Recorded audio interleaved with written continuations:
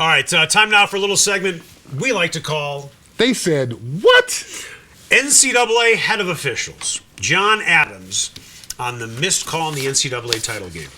We never saw it on our monitor what everybody saw at home. If you can believe that.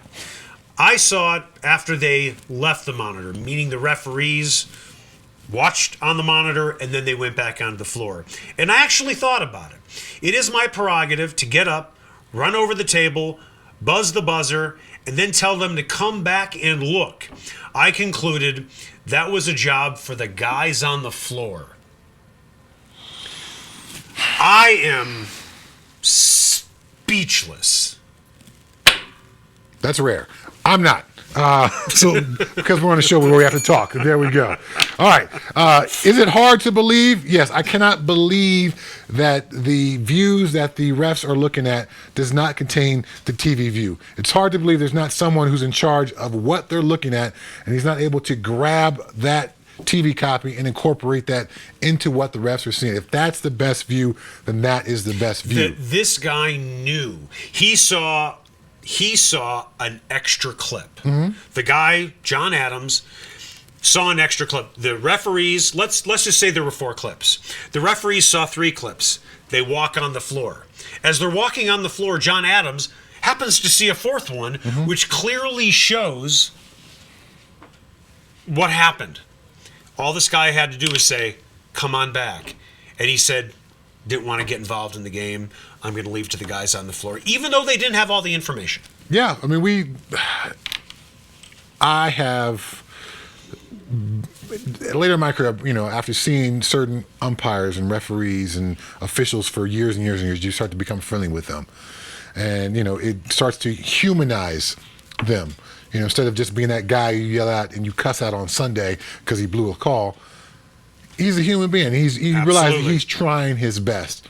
But when you hear stuff like this has an effect on the game, and you know what the right thing is to do here, right. And you don't do it. Everybody put all the blame on the referees. Yeah. Okay? And he let them do that. Right. So I can understand the outrage where, hey, didn't they see what we saw?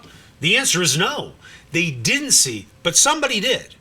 This problem needs to be fixed, where maybe they're wearing a headset and the guy who's in charge of all the clips says, we have 5 clips. Here's number 1. Here's number 2. And then you go through all of them. Because when you're standing on the floor and you don't know how many clips are coming, mm-hmm. and the crowd is going crazy and you feel like you have to get back into the game, you probably feel a little pressured, a little rushed to get out there.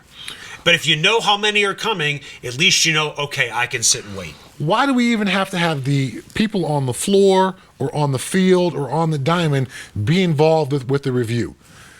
He's got to leave. They got to run over. They got to put the headset on. Someone's got to pull the monitor up from underneath the desk, put it on the desk. It's an absurd process. Have someone in a suite or the press box or whatever the case may be, review it there, and then message down to those guys. You know what they do? You know what they do in the NHL?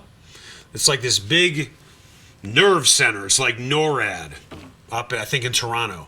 That's where they watch all the replays, I believe. Yeah, the NFL should do the same thing. Yeah. They have the things on the sideline. So if they're down here in the 5-yard line, this guy's got to run all the way over to the other 20. Right.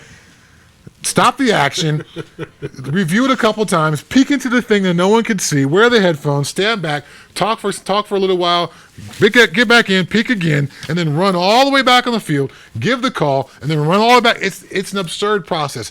Just handle that at league headquarters or officiating NORAD or wherever you want to call it. Handle that there. The guys who are on the floor, I think they're over the point where they would feel undermined anymore because technology, the eye in the sky doesn't lie. And for these games, and with the amount of television coverage, when the guy at the bar or the person on the couch can see what the right call is and the sport can't get it right, that should not be able to be repeated the next season. So the NFL is talking about, cameras on the sidelines and in the end zones and the goal lines and all that stuff. It was crazy that they actually tried to say it was going to cost too much money for the NFL. John Mara, the Giants owner.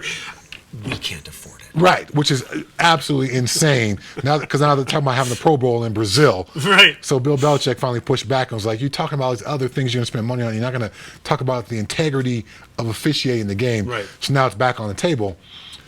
I don't care what it costs to get it right, because you're going to start to undermine the integrity of the game with the viewing public when we can see, untrained eyes, I can see what the right call is, and you guys can't get it right. Right.